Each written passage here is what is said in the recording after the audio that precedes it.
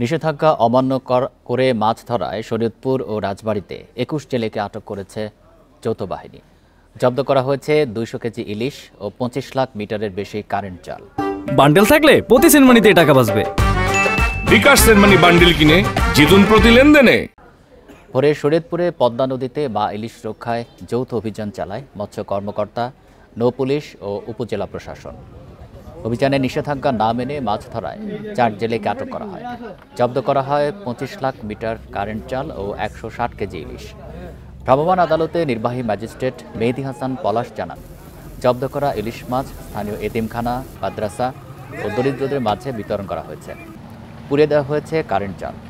এদিকে মা ইলিশ রক্ষা অভিযানে রাজবাড়ীর পদ্মা নদী থেকে আটক করা হয় ১৭ জেলেকে। জব্দ করা হয় ৩০,০০০ মিটার কারেন্ট জাল ও ৪০ কেজি ইলিশ।